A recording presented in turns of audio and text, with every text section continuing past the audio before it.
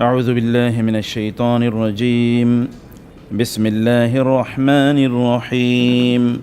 وإذ بوأنا لإبراهيم مكان البيت ألا تشرك بي شيئا وطهر بيتي للطائفين والقائمين والركع السجود وأذن في الناس بالحج يأتوك رجالا وعلى كل ضامر يأتين من كل فج عميق ليشهدوا منافع لهم ويذكروا اسم الله في أيام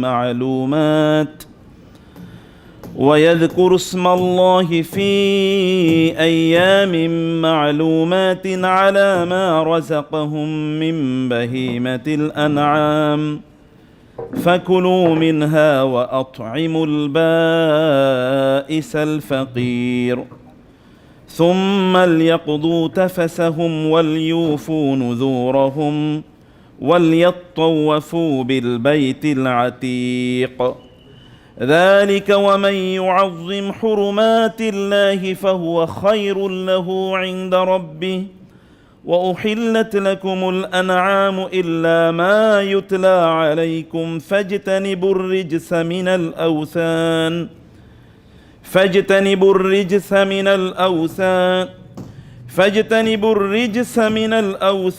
واجتنبوا قول الزور حنفاء لله غير مشركين به ومن يشرك بالله فكأنما خر من السماء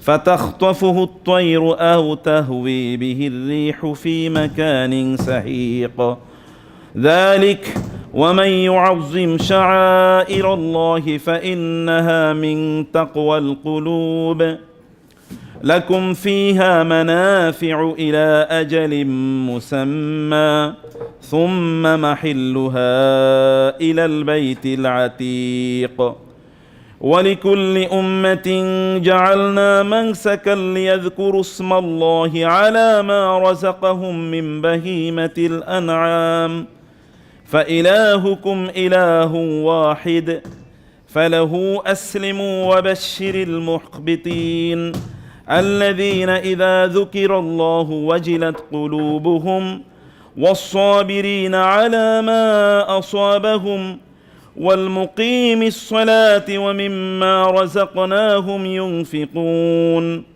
والبدن جعلناها لكم من شعائر الله لكم فيها خير فاذكروا اسم الله عليها صواف فإذا وجبت جنوبها فكلوا منها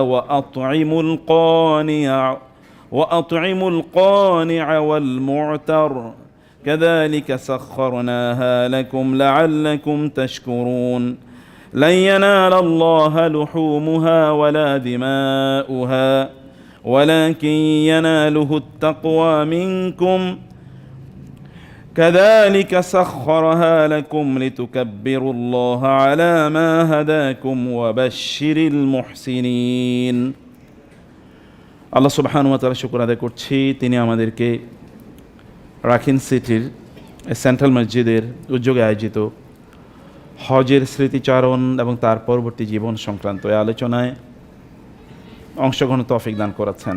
এ কারণে আল্লাহ শুকর আদায় করে বলি আলহামদুলিল্লাহ। রাসূলুল্লাহ সাল্লাল্লাহু আলাইহি ওয়াসাল্লামের উপর অগণিত দরুদ এবং সালাম বর্ষিত হোক। আল্লাহুম্মা সাল্লি ওয়া সাল্লিম ওয়া বারিক আলা নাবিয়িকা মুহাম্মদ আল্লাহুম্মা সাল্লি আলাইহি আল্লাহুম্মা বারিক আলাইহি। সম্মানিত ভাইয়েরা এবং বোনেরা, হজ অন্যান্য ইবাদতের মতোই একটা স্পিরিটেড ইবাদত। এর একটা স্পিরিট আছে, অবজেক্টিভ আছে, লক্ষ্য আছে, উদ্দেশ্য আছে। এ কারণে হজের আলোচনায় এখানে আজকে অথবা অন্য সময়ও ফিকহ এর চেয়ে ব্যক্তিগতভাবে আমার কাছে মনে হয় যে স্পিরিটটা, রোহানিয়াতটা অনেক বেশি গুরুত্বপূর্ণ। যেমন অনেকেই যারা আপনার হজ করতে গিয়েছেন, হজ করে এসেছেন, হয়তো আপনাদের অনেক এর অনুভূতি ফরজ কাজটা আদায় করেছে, হজ শেষ, কিন্তু আসলে কি হজ শেষ হলো? হজের সফর হয়তো আপনি শেষ করেছেন, কিন্তু হজের পরে যে আপনার নতুন জীবন শুরু হওয়ার কথা, সেটা কোথায়? যদি হজের পরে নতুন জীবন শুরু না হয়ে থাকে, তাহলে এই আনুষ্ঠানিকতা দিয়ে আপনি আল্লাহর কাছাকাছি পৌঁছতে পারবেন না। আচ্ছা, আপনারা তো এই কথাটা জানেন, আমার মনে হয় সকল আলোচনা বন্ধ করে দিতে হবে। ইমপারফেকশন থাকুক, মানুষকে আল্লাহ তাআলা পারফেক্ট হিসেবে তৈরি করেন। নাথিং ইজ পারফেক্ট এক্সেপ্ট আল্লাহ। আল্লাহ ছাড়া কোনো কিছু পারফেক্ট না, ওদের পারফেকশনের পেছনে দৌড়ে লাভ নাই। আল্লাহ সুবহানাহু ওয়া তাআলা মানুষের অন্তরের দিকে তাকান। অন্তরের দিক থেকে মানুষকে রিচ হওয়া লাগে, অন্তরের দিক থেকে মানুষকে ধনী হওয়া লাগে। কারণ যে অন্তরের দিকে আল্লাহ তাআলা তাকাবেন, সে অন্তরটা আপনি কেমন প্রস্তুত করেছেন, ভেরি ইম্পর্ট্যান্ট।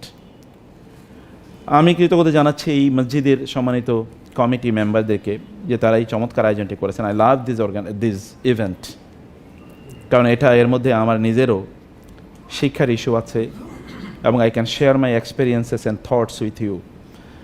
এটা খুবই গুরুত্বপূর্ণ আমার কাছে মনে হয়। ইমানদারদের পারস্পরিক বৈঠকগুলো, এগুলো ইমানদারদের জন্য একটি নেয়ামত। ওমর রাদিয়াল্লাহু তাআলা আনহু তার ইন্তেকালের সময়, and the same story is narrated about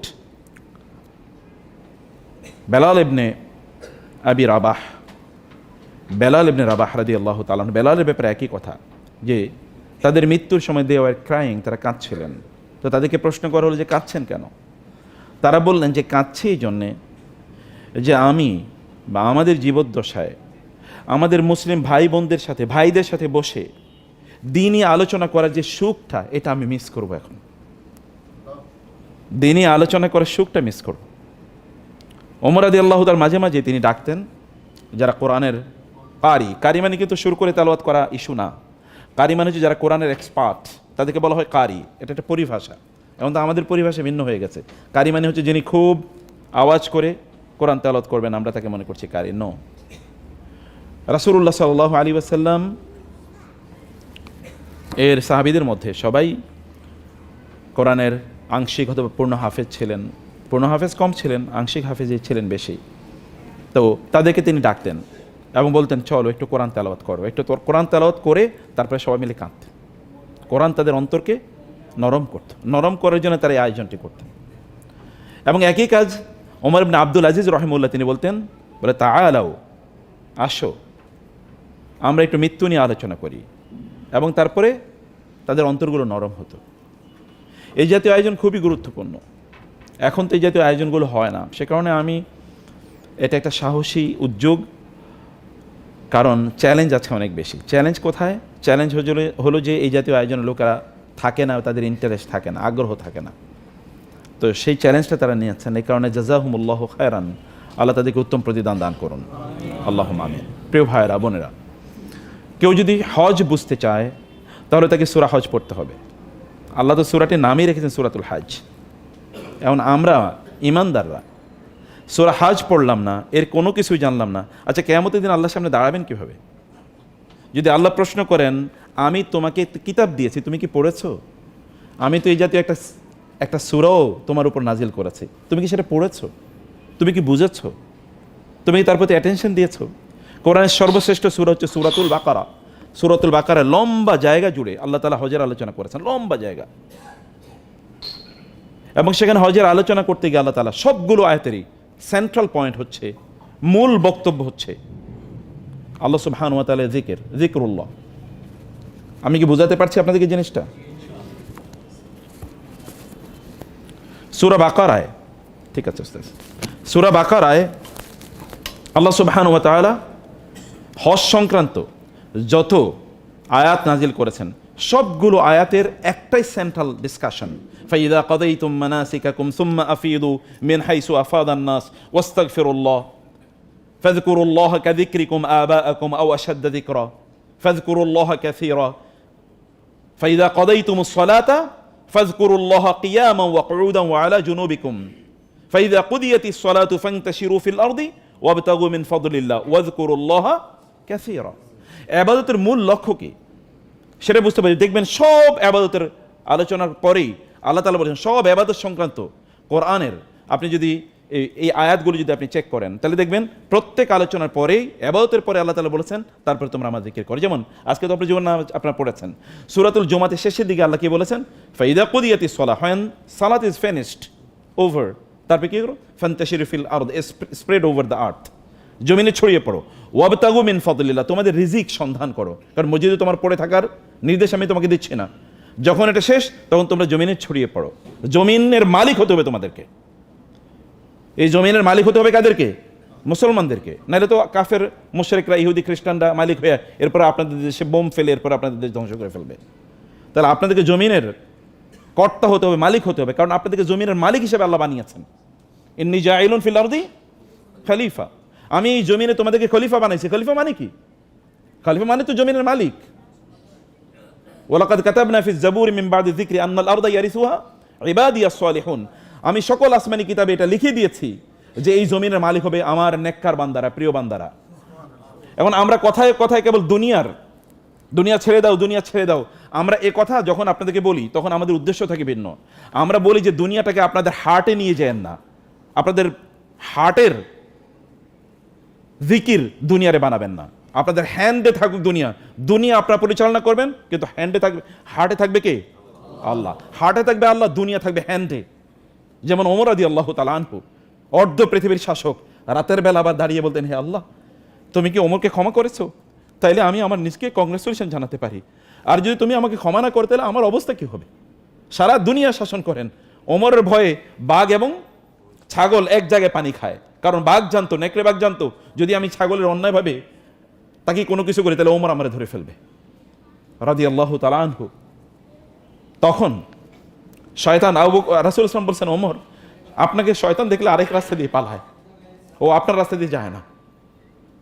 বলি আসলে এরকমই? বলে হ্যাঁ, ও আপনার প্রচন্ড ভয় পায়। সে ওমর রাদিয়াল্লাহু রাতের বেলা, তিনি আবার আশারে মুবাশশারা, জান্নাতের সুসংবাদপ্রাপ্ত দ্বিতীয় সাহাবী, এরপর রাতের বেলা কাঁদে, আবার দুনিয়া শাসন করে। এইরকম মানুষ আমাদের হওয়া লাগবে, এরকম মানুষ আমাদের হওয়া লাগবে। দুনিয়াকে নিজেদের নিয়ন্ত্রণের অধীনে নিয়ে আসতে হবে। প্রিয় ভাই, আমি দুনিয়ার বিরুদ্ধে বলছি না, আমি যেটা বলছি আল্লাহ সুবহানাহু ওয়া তাআলা তিনি বলছেন যে তোমরা জমিনে ছড়িয়ে পড়ো, কারণ দুনিয়া তোমাদের শাসন করা লাগবে, তোমাদেরকে পরিচালনা করা লাগবে। দুনিয়াকে মানুষের জন্য কল্যাণ তোমাদের করতে হবে। কেবল তোমরা কনজিউমার হবা না, কেবল তোমরা খাদক হবা না, কেবল তোমরা বাজারে গিয়ে জিনিস কেন বা এরকম মানুষ হবা না।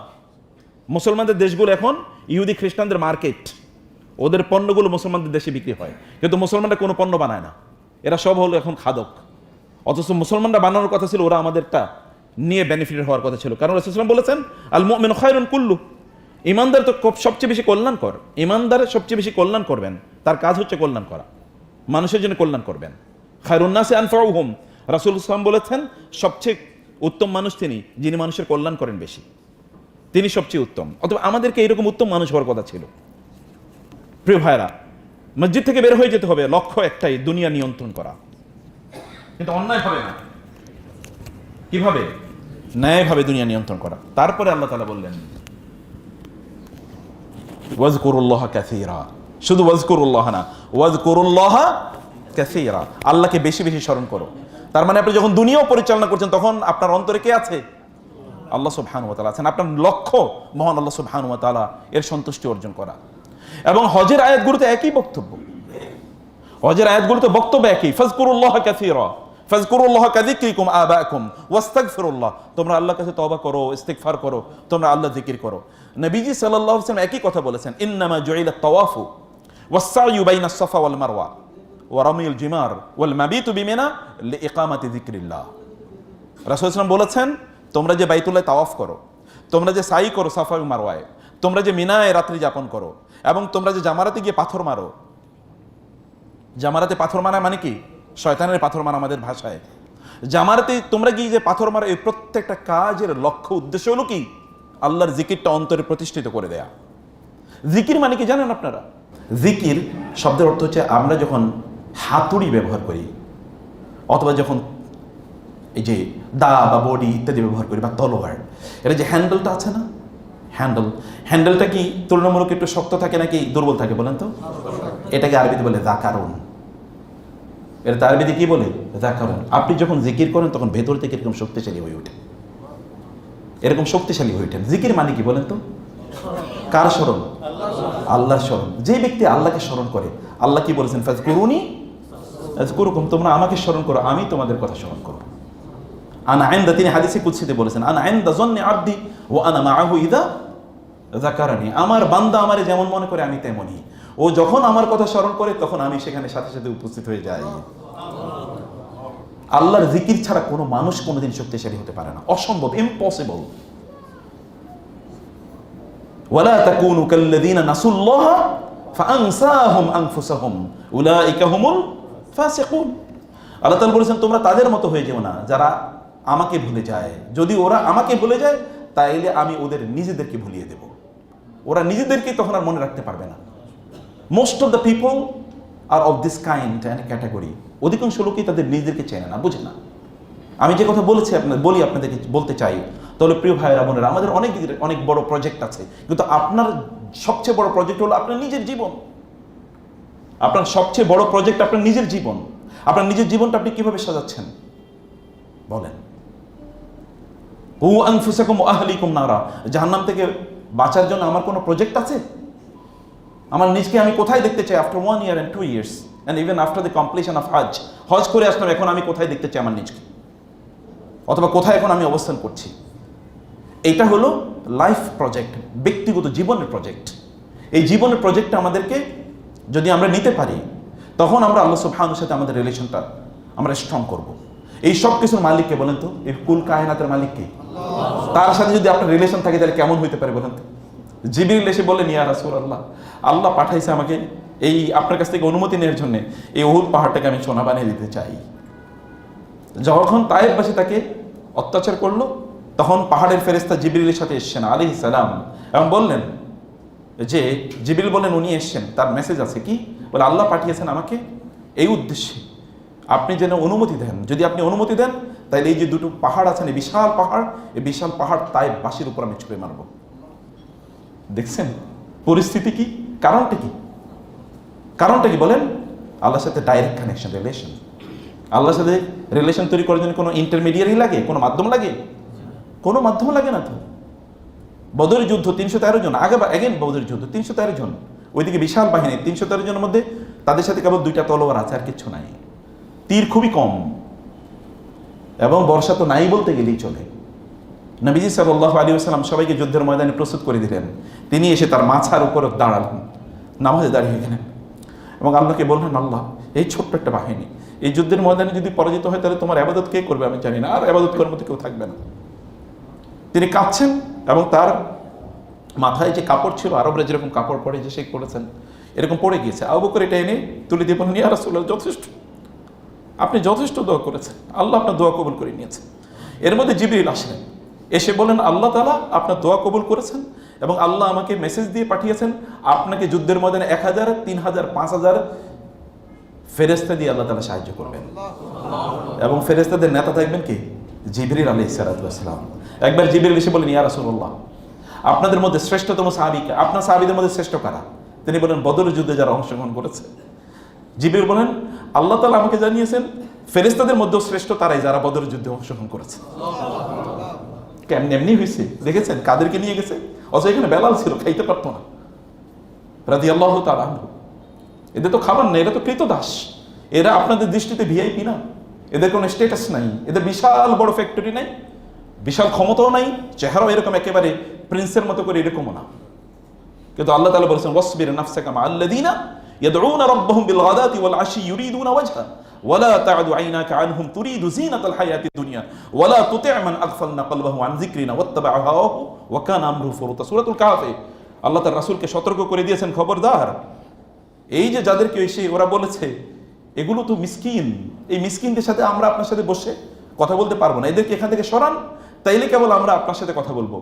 আল্লাহ বললেন, নো, খবরদার, ওয়াসবির নাফসাকা মা'আল্লাযীনা ইয়াদউনা রাব্বাহুম বিল গাদাতি ওয়াশ আশি, যারা সকাল এবং সন্ধ্যায় আল্লাহর জিকির করে, আল্লাহকে ডাকে, এই লোকগুলো আমার দৃষ্টিতে ভিআইপি। আপনি ওদের সাথে সময় কাটাবেন, আপনি ওদের সাথে সময় কাটাবেন। রাসূলুল্লাহ সাল্লাল্লাহু আলাইহি ওয়াসাল্লাম মসজিদে এই আয়াত নাজিল হওয়ার পর মসজিদে কোনায় কোনায় গিয়ে খুঁজতেন, ওই যে সাহাবীরা খাব্বাব, খোবায়েব, বেলাল, এরা তো এমনি একটু দুর্বল, দেখতেও চেহারা সুরা তো এরকম ইমপ্রেসিভ না, সমাজে ওরকম কোনো পাওয়ারফুল এরকম কিছু না, ওই চিপায় কোনায় বসে থাকতো। রাসূল খুঁজে খুঁজে তাদেরকে বলতেন, আল্লাহ তাআলা তোমাদের সাথে আমাকে সময় কাটানোর জন্য নির্দেশ দিয়েছেন, আমি তোমাদের সাথে বসে সময় কাটাবো। ভিআইপি কে? কে ভিআইপি আল্লাহর দৃষ্টিতে? আপনাকে আল্লাহর দৃষ্টিতে ভিআইপি হওয়ার জন্য কাজ করতে হবে। রাসূল সাল্লাল্লাহু আলাইহি ওয়াসাল্লাম বলেছেন, এমন অনেক লোক আছে যারা কেউ তাদেরকে চেনে না, কোথাও গেলে জিজ্ঞেস করে না, না গেলেও জিজ্ঞেস করে না, কিন্তু আল্লাহর কাছে তারা এতটা ভিআইপি, এর যদি একবার হাত তোলে তাহলে আল্লাহ বলেন এটা আমার জন্য মাস্ট হয়ে গেল। ওর হাত তুলে ও আমার কাছে যা প্রার্থনা করেছে, যা বলেছে, ওর মুখ থেকে যা উচ্চারণ হয়েছে তা বাস্তবায়িত হবেই হবে। কেউ চেনে না থাকে, তার ফেসবুকে কোনো ফলোয়ার নাই, তার ইউটিউবে কোনো বড় ভিউ নাই, তার টেলিভিশনে কোনো প্রোগ্রাম নাই, কোনো ইস্যু না, কেউ তার দাওয়াতও দেয় না। আল্লাহর কাছে ভিআইপি, এমন ভিআইপি নিজেরে বানাইতে হবে, এমন ভিআইপি বানানোর প্রজেক্টে যেতে হবে। এই ভিআইপি বানানোর একটা প্রজেক্টই তো হজ। আচ্ছা আপনারা বলেন, হজের ব্যাপারে আল্লাহ রাসূল বলেছেন না, আল হাজ্জুল মাবরুর লাইসা লাহু জাযাউন ইল্লাল জান্নাহ। হজ্জে মাবরুর যদি কেউ করে, কার হজটা যদি হজ্জে মাবরুর হয়, তাই নাকি তার একমাত্র প্রতিদান জান্নাত। আচ্ছা যেই লোকটার প্রতিদান জান্নাত, তার মানে সে জান্নাতি জীবন যাপন করবে এখন। আচ্ছা জান্নাতে তো আপনারা জানেন লা লাগুন ফিহা ওয়ালা তাকসিম, সেখানে কোনো অপ্রয়োজনীয় কাজ নাই, খেলা দেখা চিৎকার চেঁচামেচি করবে, হই হুল্লোড় করবে এবং নিজের মেয়েরে দেখায় বলবে আমার মেয়েরে নিয়ে আমি গর্বিত, কারণ সকল প্লেয়ারের নাম মুখস্থ। আছে কি না জানেন? না আছে, নাই এরকম? এই বাংলাদেশেই তো আছে। এবং রাত জেগে জেগে, আপনাদের মধ্যে এরকম থাকতে পারে, আল্লাহ মাফ করুন, রাত জেগে খেলা দেখছেন, এরপরে দিন ফজরের নামাজ নাই। এগুলো নিয়ে আপনার গর্ব, আমার ওই টিম, আপনার ওই টিমের সাথে এরপরে থাকেন জান্নাতে, দেখেন না রাখে কিনা আল্লাহ তাআলা জান্নাতে। এই আইডেন্টিটি দেখেন না সেদিন আইডেন্টিটি কোথায় যায়। মুসলমানদের সবচেয়ে বড় ক্রাইসিস হচ্ছে আইডেন্টিটি ক্রাইসিস।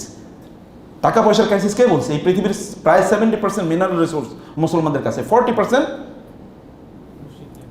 ন্যাচারাল রিসোর্স মুসলমানদের কাছে কি নাই, এবং এই পৃথিবীর 3/1 মানুষ মুসলমানদের কাছে, যাদেরকে বলা হিউম্যান রিসোর্সেস। তাহলে মুসলমানরা কেন মার খাচ্ছে? কেন মার খাবে? কি কারণে মুসলমানরা দুর্বল? দুর্বল একটাই, তার আইডেন্টিটি নাই। তো সে তার নিজকে মুসলিম হিসেবে গর্ব করে না, সে তার আইডেন্টিটি প্রকাশ করে না, সে তো ইনফেরিয়রিটিতে থাকে। আল ওয়াহান, আল ওয়াহান দুর্বল। আরবিতে বলা হয়, আল্লাহ তাআলা বলেছেন ওয়ালা তাহিনু ওয়ালা তাহজানু ওয়া আনতুমুল আ'লাউনা ইন কুনতুম মুমিনিন। মুমিন যদি হও তাহলে তোমরাই গোটা পৃথিবীর বিজয়ী, এই পৃথিবী তোমরাই নিয়ন্ত্রণ করবা। কিন্তু ওয়াহান নিজের মধ্যে নিয়ে আসা যাবে না। ওয়াহান মানে হচ্ছে কোন একটা পাখি যখন ধরেন সে বিষাক্ত কোনো একটা খাবার খেয়ে ফেললো, খাবার খেয়ে ফেলার পরে তার গোটা শরীরে বিষ ছড়িয়ে পড়েছে, এখন সে ঝাপটাতে পারে না, তার পাখাগুলো তুলতে পারে না, পায়ের উপর ভর দিতে পারে না, এখন উঠতে পারে না, একেবারে মরার মতো পড়ে আছে। এবং উম্মার অবস্থা দেখেন না এরকম, গোটা উম্মা এখন মরার মতো পড়ে আছে।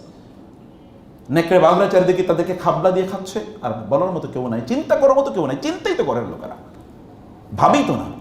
হজে গিয়েছেন, আল্লাহ তাআলা বলেছেন জান্নাতের অবস্থা হচ্ছে লা ইয়াসমাউনা ফিহা লাগওয়ান ওয়ালা কিযাবা, লা ইয়াসমাউনা ফিহা লাগওয়ান ওয়ালা তাসিমা ইল্লা কিলান সালামান সালামা। একজন ব্যক্তি যিনি হজ করে এসেছেন, তার স্ত্রী যদি তাকে না বলতে পারেন যে তোমাকে তো আমি পরিবর্তিত মানুষ হিসেবে দেখছি, তুমি তো অন্যরকম মানুষ হয়ে গেছো মাশাআল্লাহ, তার স্বামী যদি তাকে না বলে যে তুমি তো আগের চেয়ে অনেক ভালো হয়ে গেছো, তার সন্তান যদি তাকে না বলে বাবা মা তোমাকে তো আমি ভিন্ন মানুষ পেয়েছি, আগে তো তুমি এমন ছিলে, এখন মাশাআল্লাহ তুমি অনেক ভালো মানুষ হয়ে গেছো, এবং আপনার কলিগরা যদি আপনাকে ডিফারেন্ট ম্যান ওমেন হিসেবে না দেখে, আপনার সমাজের লোকেরা প্রতিবেশীরা যদি ফিলিং না করে যে লোকটা পরিবর্তন হয়ে গেছে, তাহলে কিসের হজ? তাহলে এই হজ কি? এই হজ দিয়ে আপনি আল্লাহকে সন্তুষ্ট করবেন? আল্লাহর ইবাদত করার জন্য কি আল্লাহ তাআলা আর সৃষ্টিতে কেউ নাই? এই সৃষ্টিতে এমন কোনো কিছু নাই জিন এবং মানুষ ছাড়া যারা আল্লাহর ইবাদত করে না, কিচ্ছু নাই। ওয়ালাহু ইয়াসজুদু মান ফিস সামাওয়াতি ওয়াল আরদি তাওআন ওয়া কারাহা। আসমান এবং জমিনে যা কিছু আছে সব আল্লাহর ইবাদত করে। সূর্যকে কোনোদিন পশ্চিম দিক থেকে উঠতে দেখছেন? সূর্য কোনোদিন তার নির্ধারিত সময়ের বাইরে 1 সেকেন্ড পরে উঠছে? উঠে নাই। যা যেখানে হওয়ার কথা তা সবই হচ্ছে, সব কিছু। ওয়াসসাহাবিল মুসাখখারি বাইনাস সামাই ওয়াল আরদ, আসমানে এবং জমিনের মধ্যখানে মেঘ ঝুলে আছে, ওটাকে কোনোদিন আপনি দেখেন না যে মাধ্যাকর্ষণ শক্তি নষ্ট হয়ে গেছে, এবং এ কারণে কি সেটা এখন ভূমি জমিনে পড়ে সব চূর্ণ বিচূর্ণ হয়ে গেছে, এটা দেখেন না, এটা স্টিল ইন ইটস পজিশন, সেটা সব কিছু মেনটেন করে চলছে। সব কিছু আল্লাহ সুবহানাহু ওয়া তাআলা আনুগত্য করে, কেবল মানুষ ছাড়া, কেবল মানুষ ছাড়া। আর আল্লাহ তাআলা বলছেন এগুলো দুইটা বোঝা, এই জমিনের উপর বোঝা। আল্লাহ সুবহানাহু বলেছেন সাকালাইন, দুই বোঝা আল্লাহ বলেছেন। প্রিয় ভাইরা, অতএব হজ শেষ তো হয় নাই, আপনার তো মাত্র জীবন শুরু। পরীক্ষার হলে কেউ যাওয়ার পরে, পরীক্ষা দিয়ে আসার পরে বলে নাকি যে শেষ, তার তো রেজাল্ট পাবলিশ হবে কয়েকদিন পরে, এরপরে বোঝা যাবে যে সে কি কত ভালো ছাত্র ছিল, কতটুকু ভালো করেছে। রেজাল্ট তো পাবলিশ হয় না, রেজাল্ট পাবলিশ হবে কোথায়? হজের result publish, final result publish হবে আখিরাতে, আর দুনিয়াতে রেজাল্ট পাবলিশ হবে আচরণে। কোন একজন ব্যক্তি যদি হজ করে, তার হজটা যদি কবুল হয়, তাহলে সে কি রাজা কায়াউমি ওয়ালাদাতহু উম্মুহু, he will come or she will come back to his or her home while free from all the sins and offenses, কোনো গুনাহ নাই তার শরীরে, এরকম অবস্থায় ফিরে আসবে। যে লোকের শরীরে তার অস্তিত্বে কোনো গুনাহ নাই, সে ব্যক্তির আচরণটা কেমন হওয়ার কথা? কেমন হওয়ার কথা বলেন? তার কথাগুলো কেমন হবে? তার দৃষ্টিটা কেমন হওয়ার কথা? সে যে ব্যবসা করে, তার ব্যবসা কেমন হওয়ার কথা? সে যে চাকরি করে, তার চাকরিটা কেমন হওয়ার কথা? সবকিছুর মধ্যে কোয়ালিটেটিভ চেঞ্জ আসার কথা না? এবং আপনারা কারা কারা হজ করছেন আমি জানি না, আপনারা বলেন যে এই পরিবর্তন আছে কিনা, এই পরিবর্তন আছে কিনা। হজ তো কেবল আনুষ্ঠানিক কাজ করে আসলেন। যেখানে আপনারা হজ করতে গিয়েছেন, এই বাইতুল্লাহ যারা নির্মাণ করেছে, বাপ এবং ছেলে, বাপ বেটা মিলে বাইতুল্লাহ নির্মাণ করার পরে কি করছে তারা? ওয়াইজ ইয়ারফাউ ইব্রাহিমুল কওয়াইদা মিনাল বাইতি ওয়া ইসমাঈলু রব্বানা তাকাব্বাল মিন্না ইন্নাকা আনতাস সামিউল আলিম। বাপ এবং ছেলে মিলে বাইতুল্লাহ নির্মাণ করেছে। বাইতুল্লাহ যেখানে 1 রাকাত নামাজ পড়লে 1 লক্ষ রাকাতের সওয়াব পাওয়া যায়। যারা নির্মাণ করছে তাদের মর্যাদার লেভেলটা কি? এবং আল্লাহ সুবহানাহু ওয়া তাআলা বলেছেন, বাবাকে বলেছেন ইব্রাহিম আলাইহিস সালামকে, ইন্নী জাইলুকা লিন-নাসি ইমাম, আমি তোমাকে মানব জাতির নেতা বানালাম। সেই মানব জাতির নেতা, লিন-নাস, ফর অল দ্য পিপল। লিন-নাস এটা কিন্তু সাধারণ কয়েকটা মানুষ না, লিন-নাস মানে হোল হিউম্যানিটি, আমি সবার জন্য তোমাকে নেতা বানালাম। সেই নেতা এবং তার ছেলে হাত তুলে বলছে রব্বানা তাকাব্বাল মিন্না। আল্লাহ বাইতুল্লাহ বানাইছে, তাতে কি আসে যায়? তুমি যদি কবুল না করে, তাহলে এটা একটা পণ্ডশ্রম, এটা একটা পণ্ডশ্রম, এটা তো কোনো কাম নেই। আপনি হজ করছেন এই কারণে নামের শেষে হাজি লেখা আছে, কিন্তু ফেরেশতারা কি নামের শেষে লিখে রাখছে কিনা এই লোকের সব গুনাহ মাফ করে দিলাম, মাফ করে দেওয়া হলো? ফেরেশতারা লিখছে কিনা এটা? এটা কে জিজ্ঞেস করবে? এটা কে দেখবে? আচরণগত পরিবর্তন তো সেখানে আসতে হবে, কথাবার্তার মধ্যে পরিবর্তন আসতে হবে, অপ্রয়োজনীয় কাজ থেকে আপনার নিজকে আপনার দূরে রাখতে হবে। হজের একটা মেয়াদ আছে, যেমন ওষুধের মেয়াদ থাকে, এটা একটা মেয়াদ আছে। একদল লোকে হজ এয়ারপোর্ট পর্যন্ত আসে, এটা মদিনা এয়ারপোর্ট অথবা জেদ্দা এয়ারপোর্ট, এর বাইরে আর আসে না। আমি দেখছি কোন কোন বোনদেরকে দেখেছি, ওইখানে আসার পরে এরপরে জামা কাপড় চেঞ্জ হয়ে যায়, এখন ইউরোপিয়ান ড্রেস পরে ওইখান থেকেই, হজের ওইখান থেকেই। বলে কি ব্যাপার? বলতে হজ তো শেষ, এখন আবার কি? হজ তো শেষ। আর আরেক দল তো হজ যেদিন শেষ, মানে আরাফাত শেষ এবং মিনায় গিয়ে ওই যে 10ম তারিখে পাথর মারার পর থেকে এরপরে আর তার খবর নাই। এখন হোটেলে গিয়ে ঘুমায় আর খায় আর মাস্তি মাউস করে, আর কেবল বিভিন্ন ধরনের শপিং মলে মলে ঘুরে ঘুরে বেড়ায়। হজের স্মৃতি আপনার আছে, অনেকের মোবাইলে হজের কি ছবি আছে, মোবাইলে হজের ছবি আছে, কিন্তু হৃদয়ে হজের ছাপ আছে কিনা, হৃদয়ে হজের ছবি আছে কিনা, হৃদয়টা পরিচ্ছন্ন হয়েছে কিনা? আপনি কিভাবে বুঝবেন আপনার হজ কবুল হয়েছে কিনা? এটা বোঝার জন্য কোনো তান্ত্রিকের কাছে যাওয়ার প্রয়োজন নেই, কোনো আলেমের কাছে যাওয়ার প্রয়োজন নেই, আপনি নিজেই যথেষ্ট। কাফা বিনাফসিকা আল-ইয়াওমা আলাইকা হাসিবা। আপনি নিজেই জিজ্ঞেস করে দেখেন আমার মধ্যে কতটুকু পরিবর্তন হয়েছে। আয়নার সামনে দাঁড়ান, দেখেন না চেহারার মধ্যে পরিবর্তন হয়েছে কিনা, আচরণের মধ্যে পরিবর্তন হয়েছে কিনা, নামাজে আপনি কখন আসেন, নামাজে আপনার টাইমিং বেড়েছে কিনা, কোরআন তেলাওয়াতে আপনার আগ্রহ বেড়েছে কিনা। আপনি যদি মনে করেন যে হজ মানে অত্যন্ত পরিশ্রমের কাজ, অনেক পরিশ্রম করছি, তাতে কি আসে যায়? তাতে কি আসে যায়? লাকাদ খালাকনাল ইনসানা ফি কাবাদ। আমি তো মানুষের পরিশ্রমের মধ্যেই তৈরি করছি। আপনার মা যখন আপনাকে জন্ম দিছে, পরিশ্রম ছাড়া জন্ম দিছে নাকি?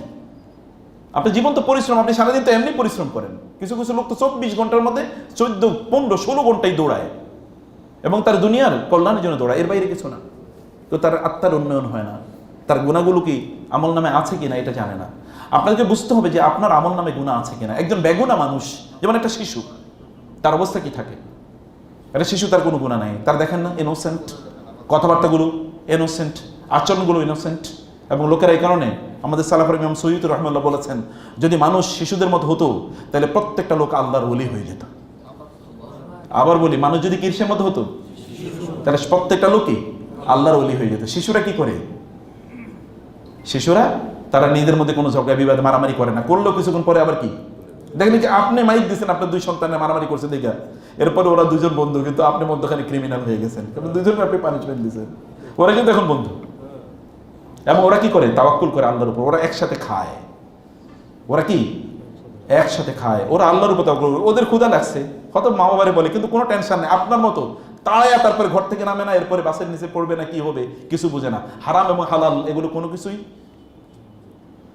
বাঁচে না, এরকম না। ও কিন্তু দেখছেন না, শিশু বেগুনা হওয়ার কারণে সে আল্লাহ তাআলা তাকে ভিআইপি হিসাবে ট্রিট করছে।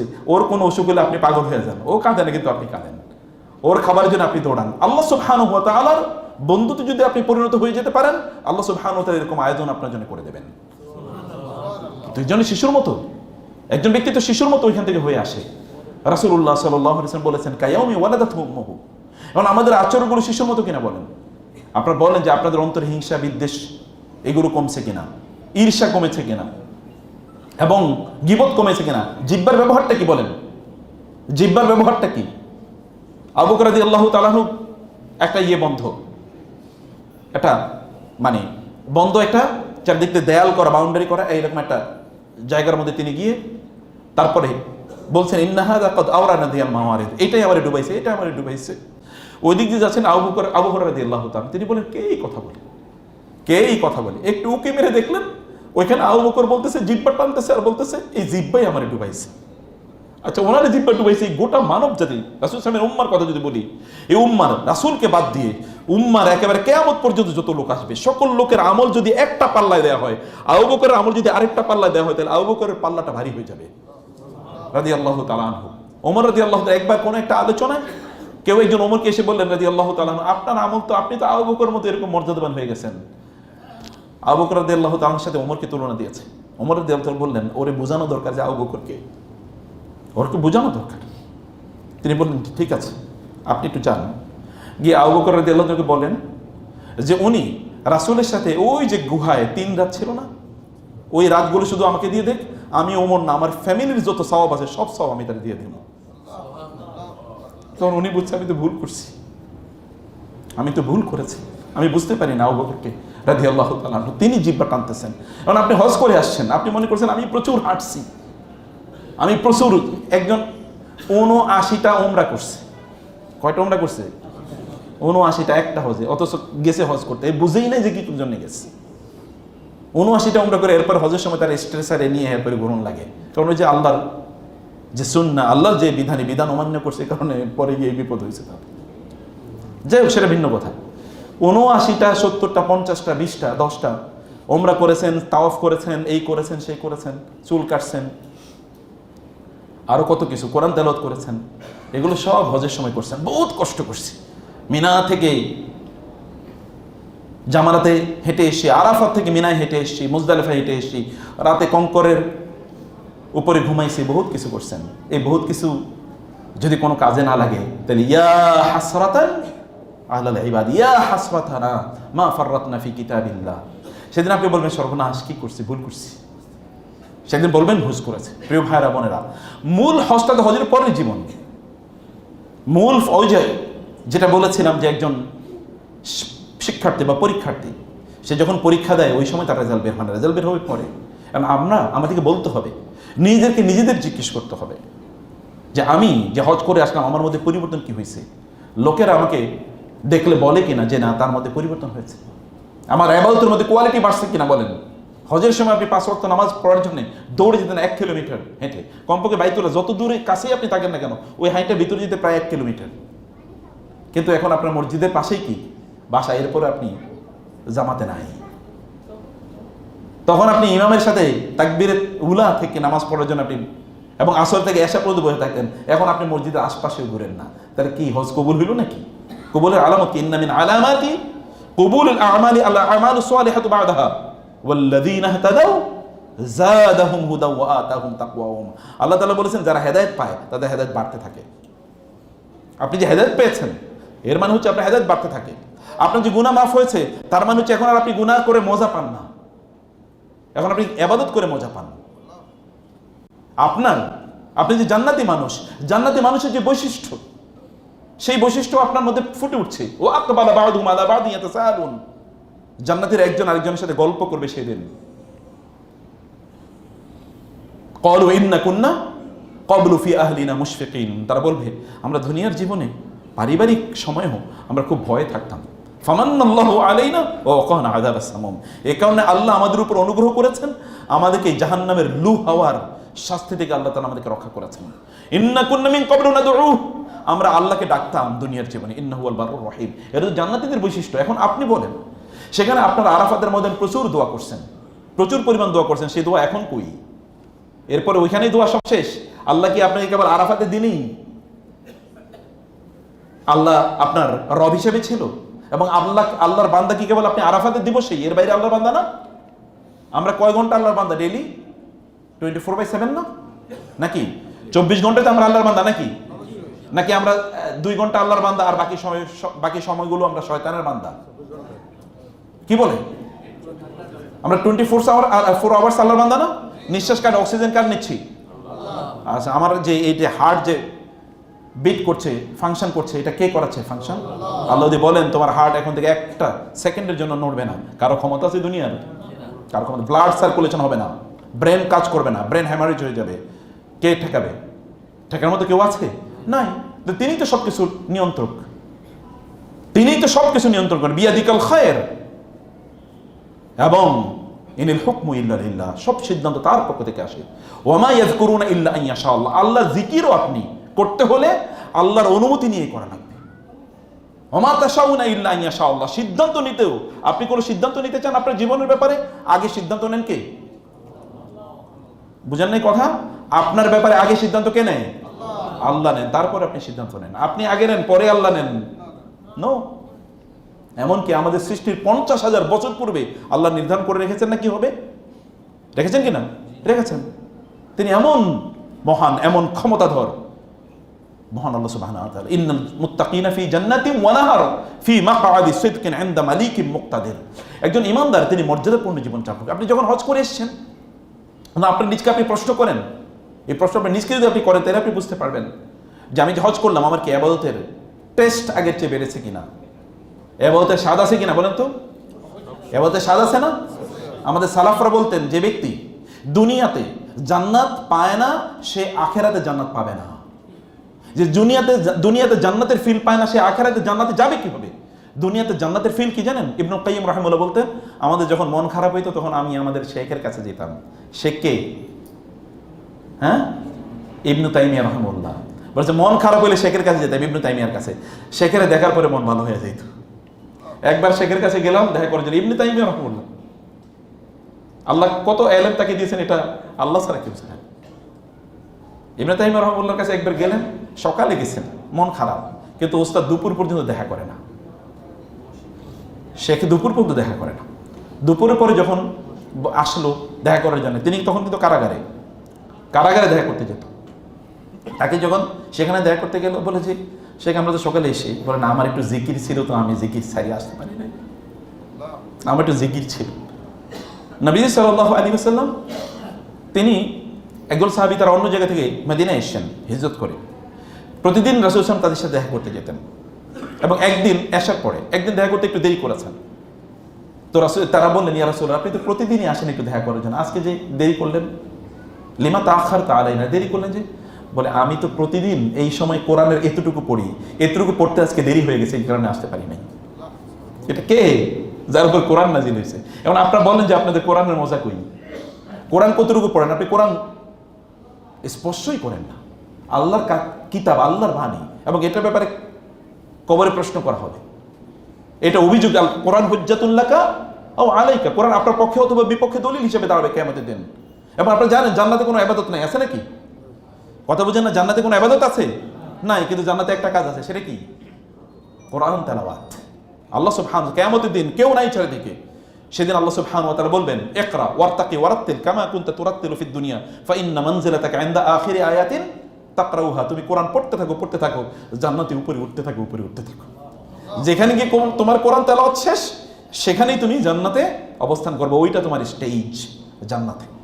এবং এ কারণে আয়েশা রাদিয়াল্লাহু তাআলা বলতেন, কোরআনের যতগুলো আয়াত জান্নাতে স্টেজ ততগুলো। মানে কোরআনের সাথে আপনার সম্পর্কই নেই। আপনি কিভাবে ইবাদতের মজা বুঝবেন, টেস্ট বুঝবেন কিভাবে? রাতের নামাজ সংখ্যা দিয়ে কি হবে বলেন তো? আপনি কি সংখ্যা দিয়ে আল্লাহকে সন্তুষ্ট করতে পারবেন? আপনারা বলেন তো ফেরেশতাদের সংখ্যা কত? Billion, trillion? trillions of trillions to the power 1 trillion? হ্যাঁ, anybody knows it? কেউ জানে না, কেউ জানে না, কারণ ইনফাইনিটি, এটা তো ইনফাইনাইট, কে করবে এটা, কিভাবে করবে? সেই ফেরেশতাদের ব্যাপারে হাদিসে এসেছে, রাসূলুল্লাহ সাল্লাল্লাহু আলাইহি ওয়াসাল্লাম বলেছেন আকাশে, আকাশ মানে কি? কেউ বলতে পারছে আজ পর্যন্ত আকাশ কি? কেউ বলতে পেরেছে আকাশের দৈর্ঘ্য কতটুকু? কেউ বলতে পারবে? কেউ জানে না। বলেছে আকাশে, আসমানে এ 4 আঙ্গুল পরিমাণ জায়গাও ফাঁকা নাই যেখানে একজন ফেরেশতা দাঁড়িয়ে আল্লাহর ইবাদত করছে না, অথবা সেজদা দিচ্ছে না, অথবা রুকু দিচ্ছে না, আল্লাহর ইবাদত করতেছে। এবং এই বাইতুল্লাহ সোজা বাইতুল মামুর আছে সপ্তম আকাশে, সেই সপ্তম আকাশের প্রত্যেকটি মুহূর্তে 70,000 ফেরেশতা এখানে তওয়াফ করে। যারা একবার তওয়াফ করছে তারা কিয়ামত পর্যন্ত তওয়াফ করার মতো চান্সই পাবে না। সংখ্যা কত বলেন? এরা আল্লাহর ইবাদত করে। তাহলে আপনি কি ইবাদত করে আল্লাহকে সন্তুষ্ট করবেন? কি ইবাদত করে? এটা কোয়ালিটি না কোয়ান্টিটি? আল্লাহ কোয়ালিটির দিকে তাকান, কোয়ান্টিটির দিকে তাকান না।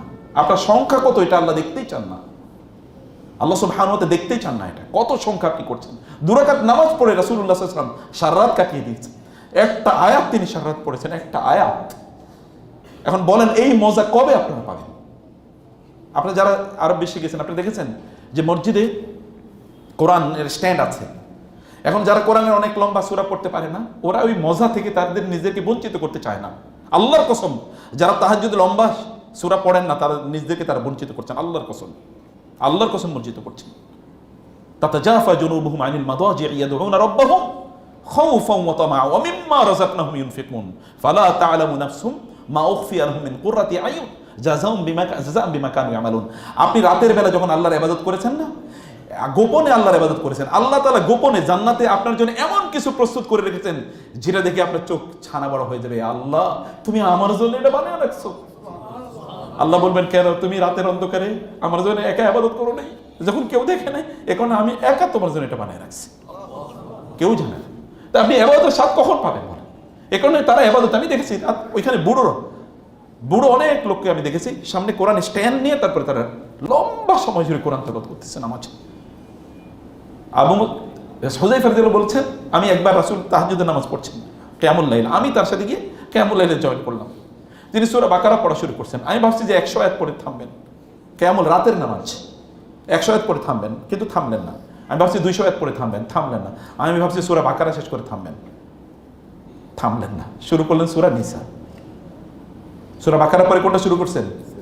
সূরা নিসা, সহিহ বুখারী হাদিস। সূরা নিসার পরে আমি ভাবলাম এই সূরা পড়ে থামলেন না। এরপরে শুরু করলেন কি? সূরা আলে ইমরান শুরু করলেন। সূরা আলে ইমরান 200 আয়াত, সূরা নিসা 200 আয়াত, এবং এখানে কি 286 আয়াত। কত আয়াত হয়েছে? প্রায় 700 আয়াত পড়েছেন 2 রাকাতে, 1 রাকাতে। কয় রাকাতে? 1 রাকাতে 700 আয়াত পড়েছে। অথচ তার উপর কোরআন নাযিল হয়েছে, তার পূর্বের পরের সকল গুনাহ মাফ করে দেওয়া হয়েছে। আপনারা কি নিয়ে আল্লাহর সামনে দাঁড়াবেন? নামাজটা লম্বা এখনো করতে পারলেন না, এখনো শুধুমাত্র কুল হু আল্লাহ ইন্না আতাইনা দিয়ে নামাজ পড়েন। লজ্জা লাগে না? লজ্জা লাগে না? বলবেন যে কি এটা, কি কথা? হ্যাঁ, এটাই কথা। দেখেন, চোখ যারা বন্ধ করছে যদি তাদেরকে জিজ্ঞেস করতে পারতেন তাহলে বুঝতেন যে কি হয়েছে। আপনার আল্লাহ সুবহানাহু ওয়া তাআলা অপরচুনিটি লিয়াশহাদু মানাফিআ লাহুম, সূরা হজের আয়াতগুলোতে পড়তে হবে। আল্লাহ বলেছেন, আমি তোমাদেরকে তোমাদের কল্যাণের জায়গা ঘুরিয়ে নিয়ে আসছি, এগুলো তোমাদের কল্যাণের জায়গা। যালিকা মান ইউআযযিম হুরমাতিল্লাহি ফাহুয়া খায়রুল লাহু ইনদা রাব্বি। এগুলো তুমি আল্লাহর যে হারাম এরিয়া, এগুলো তোমাদেরকে আমি ঘুরিয়ে আসার সুযোগ করে দিয়েছি। যালিকা মান ইউআযযিম শাআইরাল্লাহি ফাইন্নাহা মিন তাকওয়াল কুলুব। আমি তোমাদেরকে আমার শিআরগুলো এগুলো দেখার সুযোগ করে দিয়েছি। এরপরে তো তোমাদের অন্তরে তাকওয়া তৈরি হওয়ার কথা ছিল, কিন্তু তোমাদের অন্তরে কেন তাকওয়া তৈরি হলো না? অন্তরে তো তাকওয়া তো তৈরি হয় অন্তরে। তাকওয়ার জায়গা কোথায়? তাকওয়া হাহুনা, তাকওয়া এখানে। রাসূলুল্লাহ সাল্লাল্লাহু আলাইহি ওয়াসাল্লাম দেখিয়ে দিয়েছে। অন্তর কেঁপে ওঠে কিনা? যদি অন্তর কেঁপে না উঠে আল্লাহর ভয়ে, আল্লাহ সুবহানাহু ওয়া তাআলার কথায় যদি অন্তর কেঁপে না উঠে, তাহলে বুঝতে হবে যে এখানে আসলে ঈমান ঢুকেই না। এখন ওইটা কি? ওয়াল দেয়া, বিশাল বড় বাউন্ডারি দেয়ালের ভেদ করে এখন ইসলাম এখানে বা ঈমান এখন এখানে পৌঁছতেই পারে নাই। ইন্নামাল মুমিনুনা আল্লাযীনা যুকিরাল্লাহু ওয়াজিলাত কুলুবুহুম। ঈমানদারদের চরিত্র তো হলো আল্লাহর কথা বলে তাদের এরকম অন্তর কেঁপে ওঠে। ওয়াইজা তুলিয়াত আলাইহিম আয়াতুহু যাদাতহুম ঈমানা, তাদের সামনে যখন আল্লাহর কিতাব তেলাওয়াত করে তখন তাদের ঈমান বাড়ে। মানে আমাদের ঈমান বাড়ে কিনা, ঈমান আছে কিনা এটাই তো অধিকাংশ লোক বুঝে না। ঈমান কি এটাই তো অধিকাংশ লোক বুঝে না। ঈমান বাড়লো না কমলো এটা কেমনে সে বুঝবে? হ্যাঁ, বুঝার উপায় আছে। যেমন আপনি যেটা বললাম, আপনার ইবাদত লম্বা হয়ে গেছে, আপনি মসজিদে আগে আসতেন একটু পরে, এখন মসজিদে সবার আগে আসেন, সবার পরে মসজিদ থেকে বের হন। ফার্স্ট ইন লাস্ট আউট, নাকি last in come out first out? একদল লোক আছে লাস্ট ইন কিন্তু ফার্স্ট আউট, বুঝেন তো? লাস্ট ইন ফার্স্ট আউট মানে কি? সবার পরে মসজিদে আসবে যেন সবার আগে বের হইতে পারে, কারণ পরে আসলে তো কি আগে বাইর হওয়া যায়, আর যদি আগে আসে তাহলে তো ভিতরে বসতে হবে, অতএব পরে বের হতে হবে। আবার একদল লোক রাস্তায় দাঁড়ায়, মানে তার রুচির লেভেলটা কি, সে তার নিজকে রাস্তার মানুষ বানাইছে, আর আল্লাহর সামনে সে জান্নাতুল ফেরদাউসে অথবা জান্নাতে এরকম ভিআইপি হিসেবে থাকবে। কিভাবে সম্ভব? আল্লাহ তো দেখবেন আপনার মর্যাদা, আল্লাহকে আপনি কোথায় রাখছেন, আল্লাহ সুবহানাহু ওয়া তাআলা আপনি কোথায় রেখেছেন, আল্লাহ তাআলা দেখবেন না? প্রিয় ভাইরা, হজ আপনার অনেকে বলবেন আমি তো হজ করি না, আমার এই কথা শুনে লাভ কি? আপনি তো নামাজ পড়েন। আপনি যদি মনে করেন আল্লাহর কসম, যদি মনে করেন আল্লাহকে শুধুমাত্র মসজিদে ইবাদত করবেন, মসজিদে স্মরণ করবেন, এর বাইরে স্মরণ করবেন, তাহলে আপনি শয়তানের দাসত্ব করছেন, আল্লাহর ইবাদত করেন না। আল্লাহ সুবহানাহু ওয়া তাআলা আপনাকে এই মসজিদের বাইরেও কি বাঁচিয়ে রেখেছেন, এবং মসজিদের বাইরেও তিনি আপনাকে রিজিক দিচ্ছেন। মসজিদের বাইরেও তিনি কি কেবল আপনাকে রিজিক দিচ্ছেন? এই পৃথিবীতে এমন কোন জিনিস আছে যেটা তার নিয়ন্ত্রণে নাই? ওমা তাসকুতু মিন ওয়ারাকাতিন ইল্লা ইয়ালামুহা ওয়ালা হাববাতিন ফি যুলুমাতিল বাররি ওয়াল বাহর ইল্লা ফি কিতাবিম মুবিন, আল্লাহ সুবহানাহু ওয়া তাআলা বলেছেন। এবং লোকমান আলাইহিস সালাম তার ছেলেকে নসিহত করতে গিয়ে বলেছে, ইয়া বুনাইয়া ইন্নাহা ইন তাকুম মিসকাল হাববাতিন মিন খারদালিন ফাতাকুন ফি সখরাতিন আও ফিস সামাওয়াতি আও ফিল আরদি ইয়াতি বিহা আল্লাহ। হে আমার বৎস, তুমি যদি মনে করো যে তুমি একটা ধুলি কণার মতো হয়ে যাবা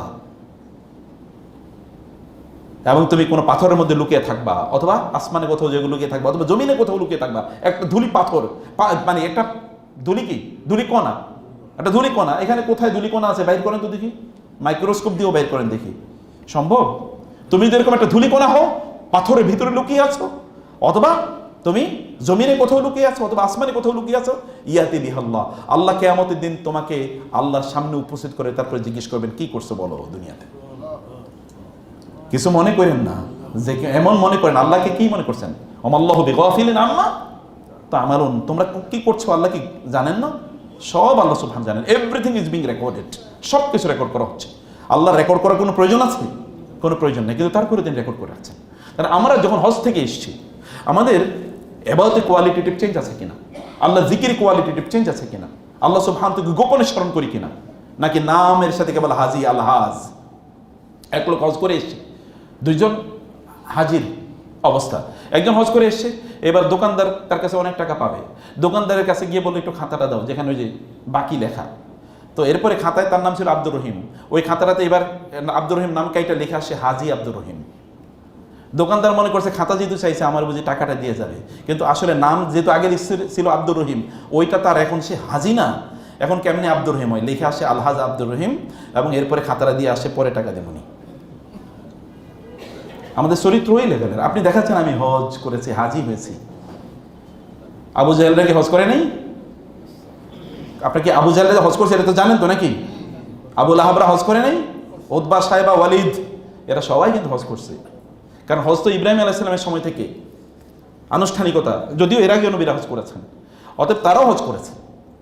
কিন্তু আপনাকে দেখতে হবে হজ না করলে কি জান্নাতে যাওয়া যায় না? জান্নাতে যাওয়া যায়, কিন্তু আপনার হজ এমন একটা ইবাদত যেটা স্পেশাল কিছু লোকের উপর হয়েছে। হজের আলোচনা যদি নাও করি তাহলে নামাজের আলোচনা কি? যখন ফাইজা কাদাইতুমুস সালাতা, যখন তোমরা নামাজ শেষ করবা তখন কি? ফাজকুরুল্লাহ কিয়ামান ওয়া কুউদান ওয়া আলা জুনুবিকুম, তখন তোমরা দাঁড়িয়ে বসে এবং শো অবস্থায় আল্লাহ জিকির করো, শো অবস্থায় আল্লাহ জিকির করো। বলেছে মোবাইলে আপনাদের হয়তো হজের অনেক স্মৃতি আছে, কিন্তু আপনার অন্তরে আল্লাহ স্মৃতি আছে কিনা? আপনি হয়তো হজের গল্প অনেক করছেন সেখানে, কিন্তু এই গল্পগুলো আপনার রিয়েল লাইফে কোনো ইম্প্যাক্ট তৈরি করেছে কিনা সেগুলো আমাদের দেখা দরকার। মোবাইলে ব্যবহার, সেখানে আমরা হজের সময় অশ্লীল কাজ করি না, ঠিক আছে, ভালো কথা। সেখানে আমরা ফালা রাফাসা ওয়ালা ফুসুকা ওয়ালা জিদালা ফিল হজ, হজের সময় আপনি অশ্লীল কাজ করেন না, আপনি পাপাচার করেন না, ঝগড়া বিবাদ করেন না, এগুলো করেন না, কিন্তু হজের পরে যদি এগুলো করেন তাহলে ওইটা কি? সেটা যে কবুল হয়েছে এর কোনো প্রমাণ পাওয়া যাচ্ছে না? কোনো প্রমাণ নাই। সেগুলো কবুল হওয়ার জন্য আপনাকে অবশ্যই তার পরবর্তী জীবনটা সেই ধাঁচে সাজাতে হবে। ওখানে আল্লাহ জিকির করেছেন, ওখানে নামাজ পড়েছেন, ওখানে কোরআন তেলাওয়াত করেছেন, ওখানে তাসবিহ তাহলিল করেছেন, ওখানে মানুষের সাথে ঝগড়া বিবাদ করেন নাই, ওখানে উত্তম আচরণ করেছেন, সুন্দর করে কথাবার্তা বলেছেন, সেগুলো এখনো যদি অব্যাহত থাকে তাহলে বুঝবেন যে আপনি সত্যিকার অর্থে আল্লাহ সুবহানাহু ওয়া তাআলা এর সন্তুষ্টির জন্য আপনি করেছেন এবং আল্লাহ আপনার মধ্যে পরিবর্তন তৈরি করে দিয়েছে। কারো যদি আল্লাহ কল্যাণ চান তাহলে তার মধ্যে পরিবর্তন তৈরি করে দেন, তখন হজ তার জন্য একটা বড় ব্লেসিং, একটা বড় নেয়ামত হয়। কারণ তিনি জানেন তিনি কি কারণে গিয়েছেন, কারণ আল্লাহ তাকে ডেকেছেন। ওয়াজিন ফিন নাসি বিল হজ ইয়াতুকা রিজালা। আচ্ছা, একজন লোক যখন বলে লাব্বাইক আল্লাহুম্মা লাব্বাইক, হে আল্লাহ আমি উপস্থিত হয়েছি, তুমি ডেকেছো, তুমি ডেকেছো, আমি উপস্থিত হয়েছি, এটা জীবনে কয়বার তার জন্য? একবার। কথা বুঝেন নাই? হজ করা জীবনে কয়বার ফরজ? একবার আল্লাহ তাআলা তাকে ডেকেছেন, বলে আল্লাহ লাব্বাইক আল্লাহুম্মা লাব্বাইক। আর প্রতিদিন যে 5 বার ডাকে এটার খবর কই? এখানে লাব্বাইক নাই? আছে কিনা? এই লাব্বাইক নাই, কিন্তু ওই লাব্বাইককে তিনি হাজির হয়েছেন, কোনো কাজ হবে?